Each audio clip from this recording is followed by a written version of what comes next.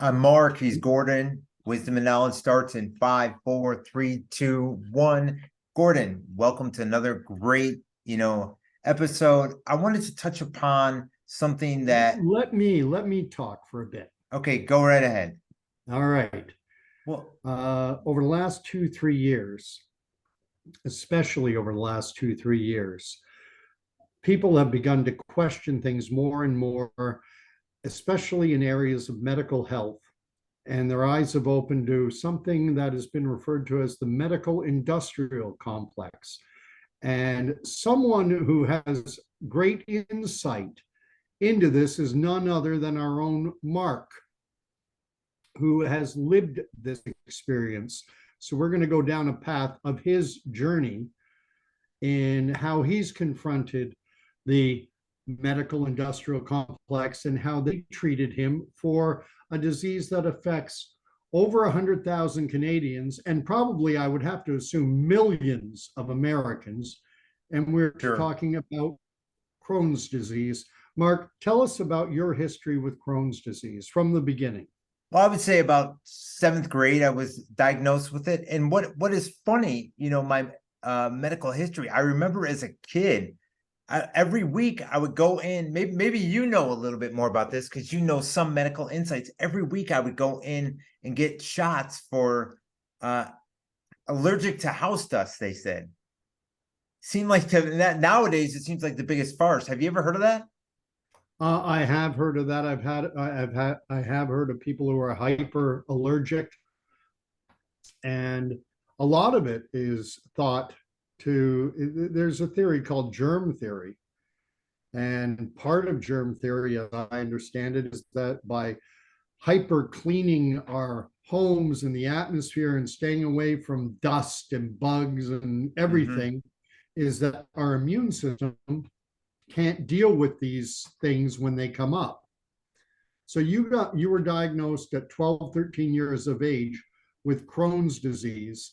Test you for they're trying to fight. I guess these Yeah, tests were trying to they didn't determine. know, at first they didn't know what it was. The regular doctor was like, "Oh, did something happen to you at school or something?" Or no, it wasn't that. It was just, and it was funny because people want to play the heredity game, and my grandfather, I guess, had Crohn's disease on my mother's side. But it was just like constantly they try drugs out, they tried prednisone, they tried this, they tried that, and they never mentioned one thing that it does wonders for people, which is changing the way you eat. And I grew up eating the worst food possible. I mean, when I was freshman in high school, my dad got custody of me. I wanted to live with my dad, so we went to court. We did it, and I lived with my dad. Well, my dad's working all the time. We'd eat out. My dad wouldn't cook. We'd eat out all the time. You're eating fast food constantly. You're drinking sugared sodas, you name it, candy, you name it. Not knowing, and the doctor's saying to you, the gastroenterologist is saying to you, no, that doesn't make a difference. That doesn't make a difference. You know, not not because well, one thing, they'll be out of a job if they say, oh, you can change what you eat, but it's unknowingly. They don't know. They're not taught that in medical school. They're not taught Right. that at all. They don't know. So they say we can't tell you, Well, at all.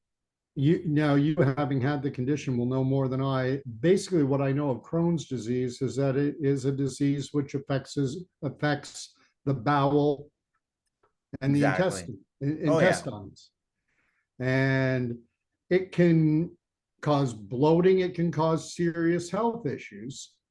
And all that it sounds like they were trying to do is just, well, let's try this drug, let's try that drug, let's try this therapy, let's try that. Did you have any surgeries, anything like that? Yeah, like well, at 24 is when I had, well, I had surgery when I was in seventh, when I first had it. They had surgery to remove a cyst or something, something like that. And then but at 24 is when they removed a part of my intestine. Right. And what happened with that is, and I had just started reading this book, The Maker's Diet, but I had no clue. I was out of the dark, on eating healthy by any means. So we asked the doctor about it, the gastroenterologist. He said, no, there's nothing you can do. And it was so bad to the point where they said, you need to get they sent me to another doctor and they said, you need to get a part of your, intestine removed, the bad part of it. So I go in, to the hospital, and after a few days, they say, oh, you don't have insurance. Your insurance expired. So my dad had to pay out of pocket. They were rushing to get me out of the hospital as fast as possible, which, God willing, I got out within like 5 days. So that's the thing, living in Canada where we have socialized medicine. Quite often what happens is at the administrative end, the healthcare profession here tries to keep costs down. sure. Whereas in the United States, oh, you have insurance. How well are you covered? And if you have gold-plated coverage, well, we're going to run every test in the book, and we're going to prescribe every drug in the book because, hey, it's covered. Yeah. Well, it wasn't that point. I was just, for most of it, because the prednisone was awful. It's a steroid. When I was in 7th grade, when they tried to do that, I had so many allergic reactions that they took that off quickly. And what they did was they just kept on giving me this Asacol. Didn't do anything for me. I have no clue what Asacol is. I don't know if you've ever heard of it. It's just another pill, just like whatever you want to name, and it didn't do anything for me. And then when I was 24, I moved to Chicago, and I just stopped. My dad was a pharmacist, so he was probably illegally getting me the medication. I remember I did go and see doctors, so I did have some prescriptions, but he would, and I just stopped taking it, and it didn't matter. It's not like I was sick all the time, but I didn't know that, eating fast food all the time causes it, obviously anyone, and not everyone is affected by eating what they eat, So ultimately, how were you able to cure yourself? Well, I just started eating differently, whether it be organic meats or raw cheeses, you name it, different things that I, previously ate when I ate snack foods, sodas, ate junk. It's funny because, I lived in Chicago when I was like, I was born in 80, so about 25, so about 2005 to 2007. And it was just, you eat that Chicago food, you get sick. And it's to the point now I didn't have insurance. So it's like you said, much different in America than US. And I had not been, learned about that your diet affects how you live, how you're going to be sick or well. You got to throw Chicago food on every corner. You're constantly eating that. You're eating where you work, because I worked at a place, and you're eating that trash. And then it's funny because I went to one of the public hospitals because you could get assistance, like qualify for assistance.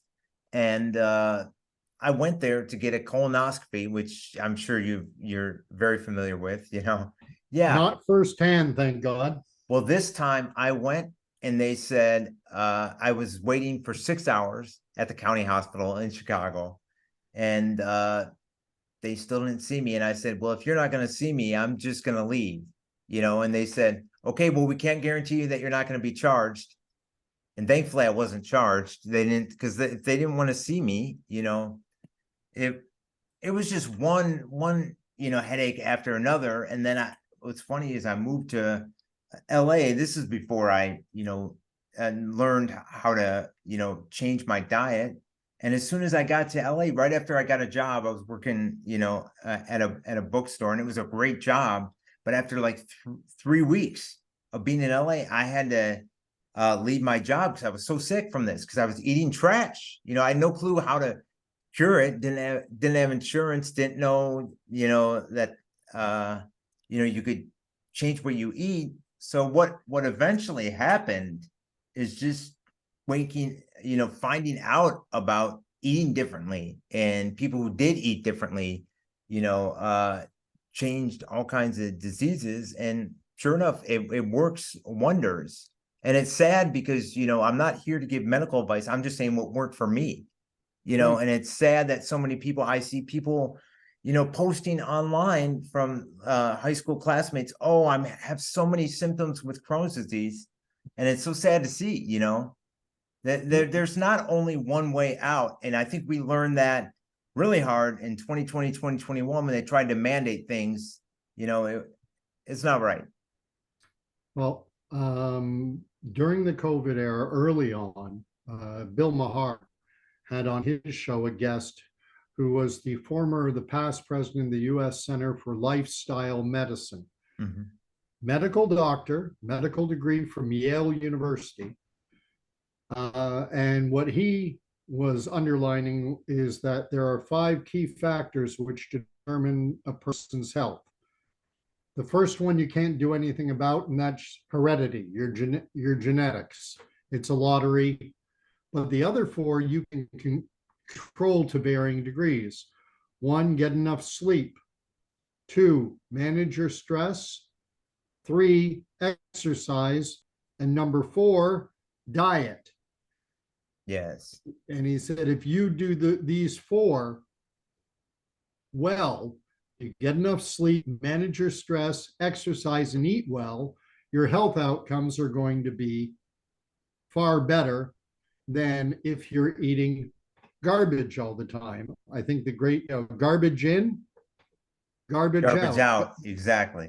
You put garbage into your system, garbage is going to come out. You're going to suffer from all manner of things. And before, like I was talking about, my dad was a pharmacist. I don't know if I mentioned that earlier, but my dad was a pharmacist.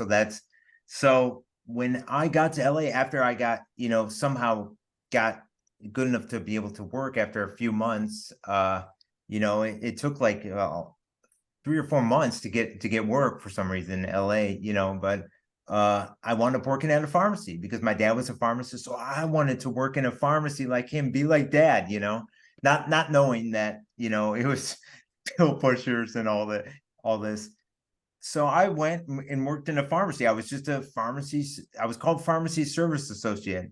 So I worked a couple of years at one of the CVS locations, and just to see how it's run. I've mentioned this before on the podcast. We would have sheets where we would call to deceive people into taking medicines that they're no longer taking, just so you can, because CVS is about, we need X amount of scripts filled, we need this, we need that. And you'd walk in, and I was in LA, so I would have people also come in like with minor celebrities, and they'd be like, I need my Vicodin, I need it now, and we'd be like, your doctor doesn't, have the refill, your doctor hasn't approved the refill. So they'll call begging their doctor because they're addicted to these drugs, saying, refill my medication, I need to fly on a plane. And it was just so sad to see the desperate, even customers with like over-the-counter drugs. People would freak out like, oh my God, you only have generic Maalox, which is an antacid. Just even over-the-counters, people would be obsessed with. And one thing that really broke my heart was when they were having a flu shot clinic. They were obsessed. This was right around like the swine flu. When they had Tamiflu, that was their option. There was not vaccines, it was Tamiflu.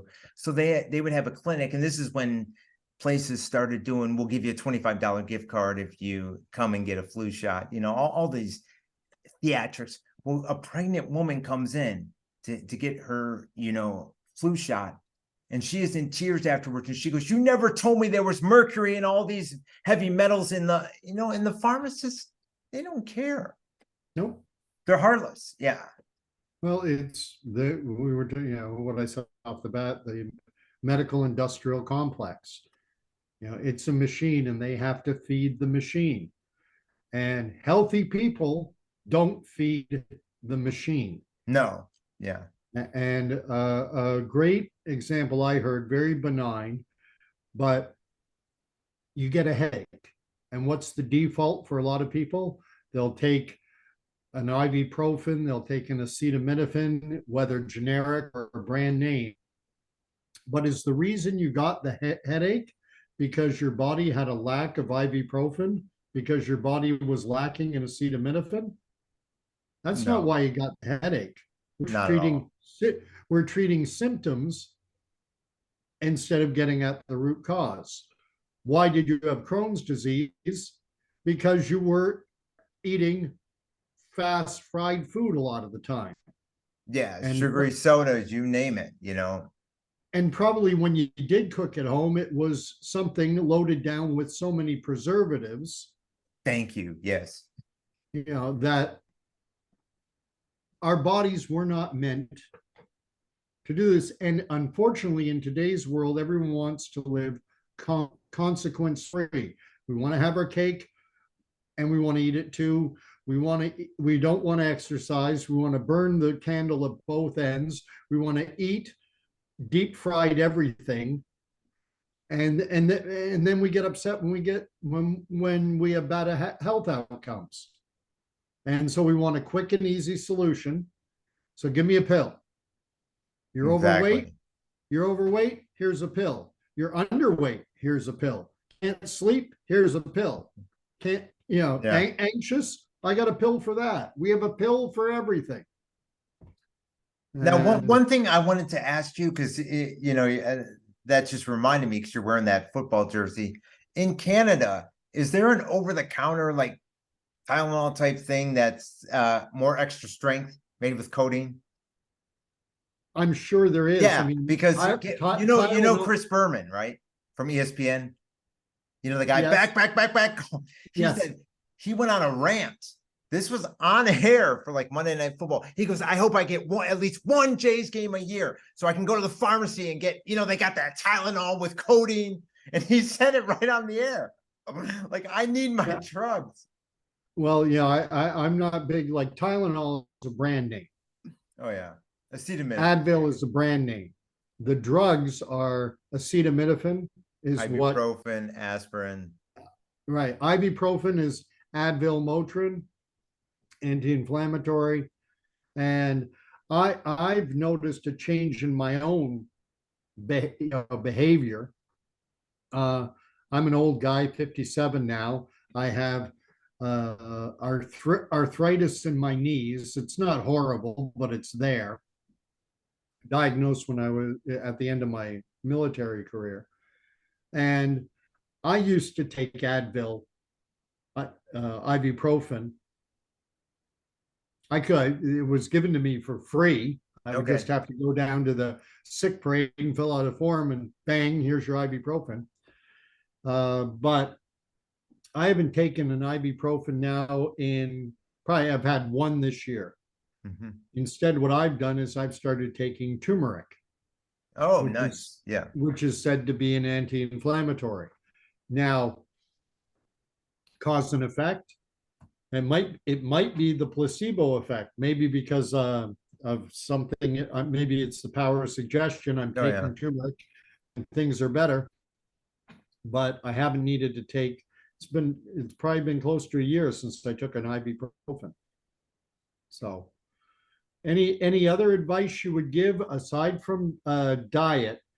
Get specific. Oh, yeah. How I do would say, because I would say, even as far as somebody with Crohn's, I would avoid eating seed oils, whether it be, safflower, sunflower seed oil, canola oil, vegetable oils. There's other alternatives out there. I always eat organic meats, grass-fed, organic chicken, beef, you name it, organic vegetables, fruits, whatever you can, and one thing that I wanted to ask you is are they pushing to ban natural like supplements and stuff in Canada still, or There no? is legislation working its way through. From what I understand, like your American system, we too you have congressional hearings Oh, yeah. and we have parliamentary hearings and parliamentary committees. And it's working its way through those committee hearings and everything. And they're looking to place severe restrictions on people's ability to buy supplements, That's what I heard. Yeah. essential oils, things like that. But talk to this now. when you're buying organic Mhm. food as opposed to GMO, Yeah, and and now that gets pricey. it does. Yeah. So you have to shop around, or you can find deals that are not bad at certain places. So Okay, any recommendations? you can go anywhere, just even like the local Kroger or wherever you go, the local markets, they usually have grass-fed beef relatively cheap in the packages or whatever, even Walmart has some. So, I mean, there's options out there. You just need to shop around, Trader Joe's, you name it. It's different because you're in Canada and some of the places they have are the same, We but don't have Kroger's, but no, but you know what I'm talking about. yes. Well, it's one thing I find there's a difference between Americans and Canadians. And I find Americans, because of concerns over healthcare costs, I find Americans more concerned with their health than Canadians a lot of the Hmm, time. When I've gone down to New York or New Jersey or Cleveland or wherever, if I go to a mall, the health food stores are far more prevalent in the United States sure. than they are here in Canada. And but I think part of it though is still Americans, by and large, what they want is they want a quick fix. They don't want to give Hmm. up they don't want to give up their nightly beer or two watching the football game. They don't want to give up, they don't want to get off their backside and go for a walk, No, you know, 3 or 4 times a week. They don't want to, they want to go to that food court and they want to have their deep fried everything, but they sure. also want to be healthy. And I so know what they you go to the mean. health food store and give me some magic pill, some magic little capsule that will allow me to basically treat my body like a garbage can, but I still want to be healthy. It blows my mind. I'm with you 100%. And I mean, going back to look at what happened during 2020 and stuff, what was packed? The drive-throughs of McDonald's, Burger King, you name it, and then they were shutting small businesses down. It's Oh, that just was mind-blowing. It's still well, after that is 2020 is the last time I went to McDonald's. okay. I have not been back. No, I'm with you, 100%. I grew up. One of my favorite restaurants was Hardee's, and it's funny because I work right across the street from Hardee's. I would never touch that food. You You know know. what you just named? I mean, it's going to sound like an ad, but I used to eat there all the time too because they're flame broiled burger and you got it made exactly the way you wanted. Yeah. Oh, they had Hardee's in Canada. Oh, yes. Yeah. And they're partnered with Swiss Chalet. Oh, is that what it is? Okay. They're Oh, often, you're thinking of Harvey's. yes, This is Hardee's. Hardy. Hardees. I don't even know that name. Okay. Well, you did live in Jersey. They didn't have them. Maybe they had Roy Rogers. Yes, Roy Rogers. Yeah, Roy Rogers was another one I'll, that I I'll, like. I'll tell you something funny. I used to enjoy while we're on this, I used to enjoy Arby's, Oh ARB. yeah, But ever since The Simpsons started trashing it, yeah, I stopped eating there. yeah. I don't know whether you remember, but during the Lord of the Flies episode where the kids got shipwrecked on an island, or I've seen that one. Yeah. yes, and they were all sitting around and they've hardly got any food. And one of the two girls, who's the two twins, one of the girls says, "I'm so hungry, I could eat at Arby's." Oh yeah, I remember that well. And all the kids are, oh. And I'm like, what's wrong with Arby's? And then later they did another episode where Marge said something to the effect of, you watch TV and people do such stupid things on TV, like go to Arby's. Oh yeah, that's And right. I'm like, what? And I'm just wondering, do they know something I don't? No, that's a good point. Yeah.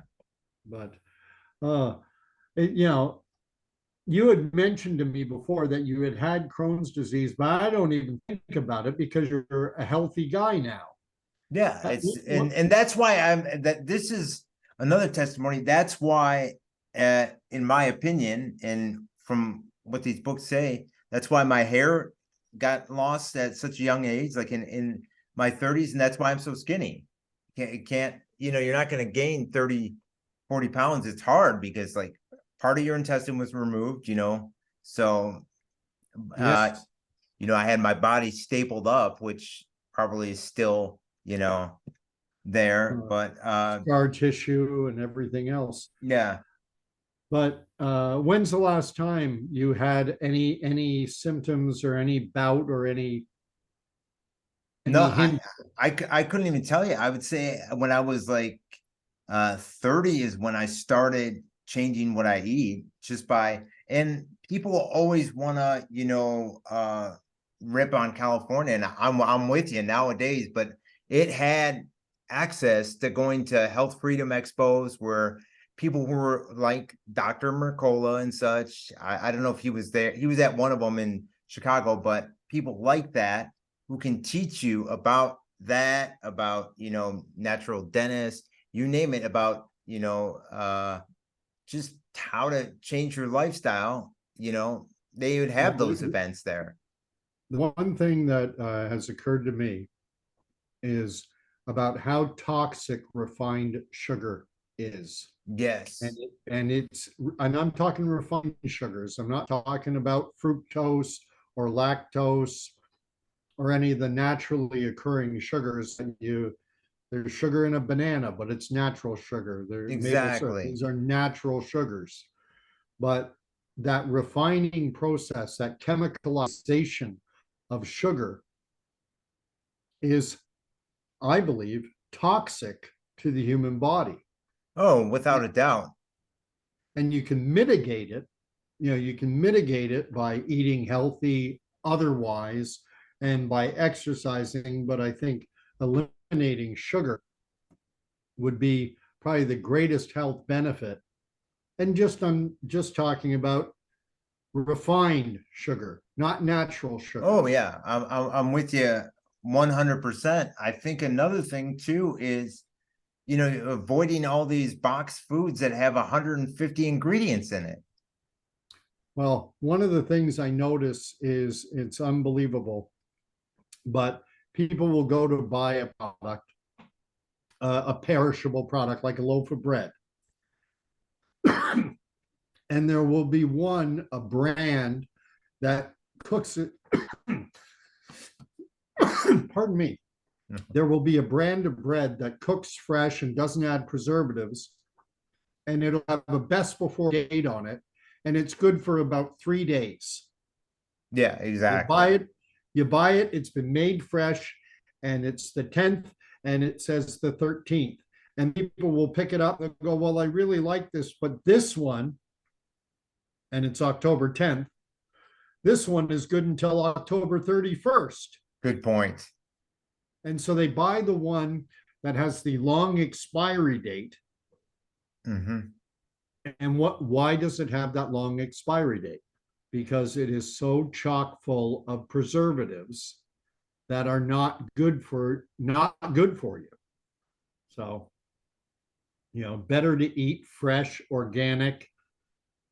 I'm with you. Yeah. And it's sad because people not only are sucked into, the medical side of it, they're sucked into eating unhealthy because they're enslaved into, well, I'm getting EBT from the government. I'm getting a government handout. So I'm going to go to Walmart to buy my groceries. I'm going to buy the cheapest stuff for my kids. And it's sad. And then maybe they'll give their kids a hypertension drug too. It's not to mention the schedule that the vaccines that the kids have to take. It's so sad. I mean, Well, that's a whole nother topic, but it's just so sad to see people in that cycle, and there is a way out.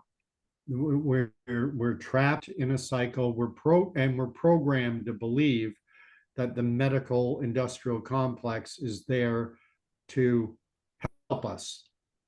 And what people are waking up to the fact is that the the medical industrial complex in of itself is a machine, and ill health feeds the machine. If people are healthy, the machine breaks down. And so my favorite, there's a drug called, I don't even know what the name of the drug is, but there's a syndrome. Have you heard of RLS? I've heard of it before. Restless leg syndrome. Okay, yeah. And they have a drug for it. All right. And what I imagine happened is a drug company was working on a compound and they found out that it didn't work. It didn't do what they intended it to do.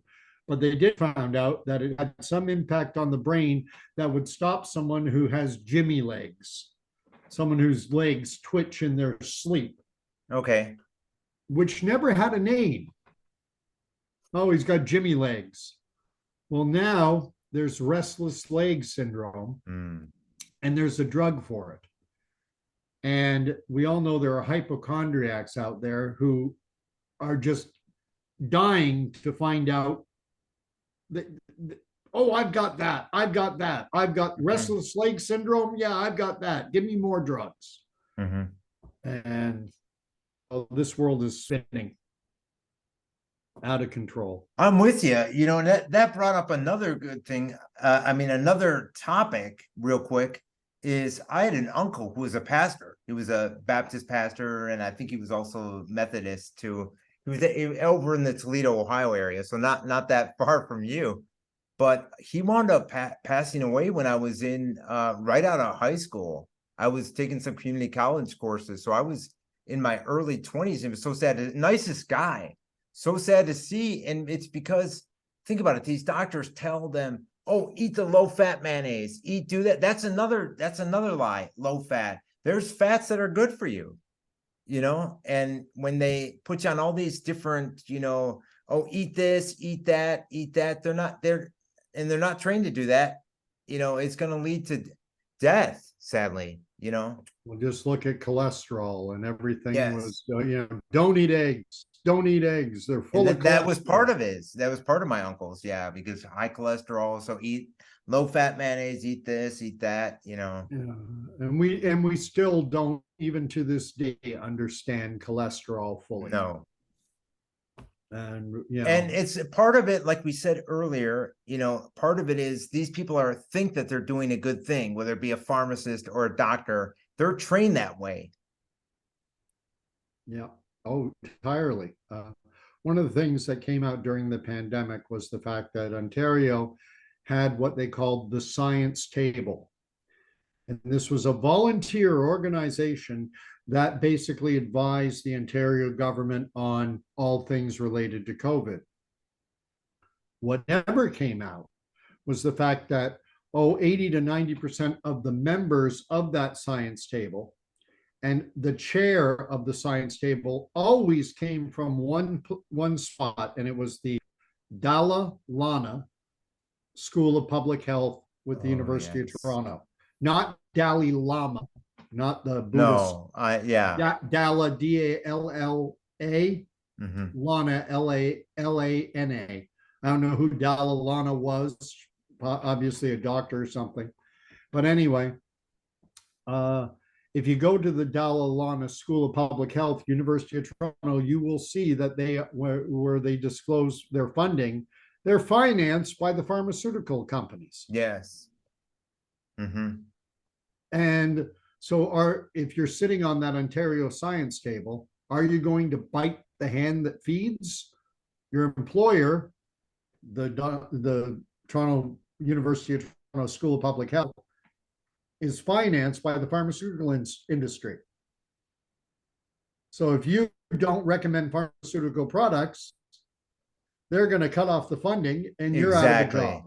Yeah, cut off the funding, cut off any research money, you name it. There's a tendency to believe, there's been a tendency, and I've been guilty of it too. I think everyone has to one degree or another, and that's to elevate doctors into this godlike status with their Hippocratic oath, where they say that they're sworn to preserve human life and to do no harm. And so there's this idea that, oh, doctors are next to God. And we forget that doctors are prone to every human failing: greed, pride, bias, all of them.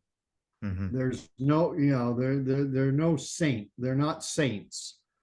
They are as fallen as again, they're as prone to all the human failings as any other. As there's the same as politicians. Yeah. But anyway, what have we got coming up? I understand we've got a pastor from Montreal lined up. Yeah, we do. Hopefully this week we're working it out. It should be this week. So I'm gonna message him Tuesday, so Wednesday or Thursday. But what's so great about him is he is Palestinian, Yeah. so and This is topical this considering is what big. happened within the last 24 hours Yeah. between Israel and Hamas. And one thing I want to ask you before we end this real quick is today jet fighters were practicing over my area 2 times, 1:30, and they come back at 2:45. Now, I have to ask you this question. Okay. How often would you're obviously near an Air Force base. Yeah. Okay. I've How never heard it often, before. I am somewhat near a small, airport that goes to okay. certain cities, but because we have an international airport, but it's small.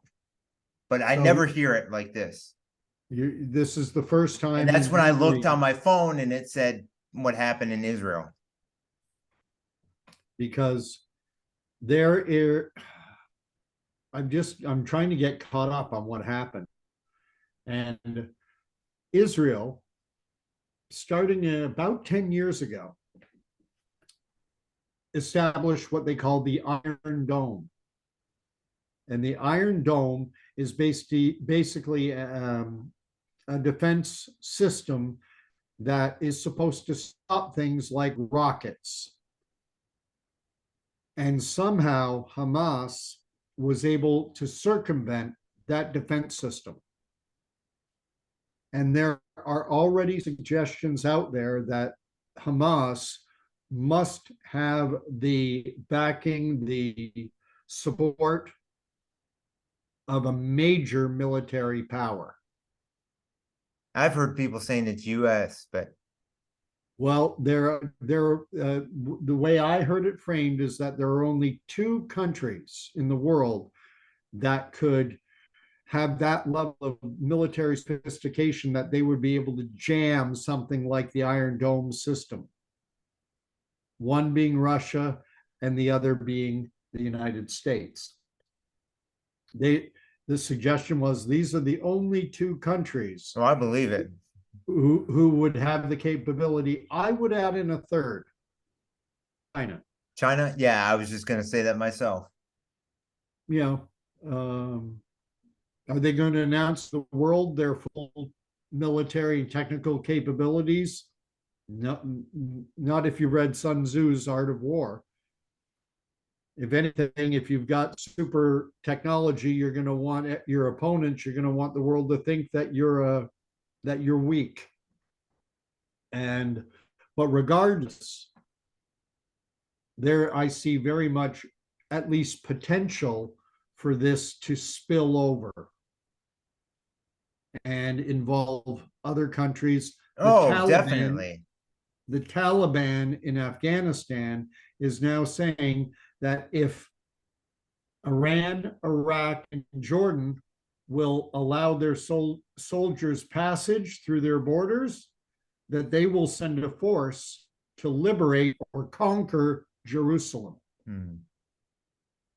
So you talk about, I can just picture a lot of people pulling out their Bibles and pouring through Revelation and Daniel and Ezekiel and all the end times prophecies and getting out their little timelines and trying to figure it out. Oh, you know it. Because everyone who talks about end times theology, the focus is always on Israel and specifically on Jerusalem. the world's armies, and this is where everyone goes. Is that going to happen? I'm not saying it is, No, but I'm not either, but I mean, this is I think it's going to involve other countries for sure. So definitely. But we're going to have lots of time. It's great. I never even think to ask you about your health because I've rarely known you to ever be sick. I know there no, was exactly. in the last 3 years, you've probably been sick 1 or 2 days. Yeah, I'm with you. And part of it was eating something, so Yeah. Get enough sleep, manage your stress, eat well, exercise, and we'll be healthy. yeah, I'm with you. Anyway, And be pro freedom, pro choice of somebody being able to have, health in the form of food other than pharmaceuticals and vaccines. I have parents not having to vaccinate their kids, you name it. Parents not subjecting their kids to, unhealthy food, you name it. So, yeah. Oh, it's a crazy world we're in. well, stay tuned. There's a lot more, interviews to come. We're looking forward to this. We really enjoy doing this. So great. Thanks so much, everyone.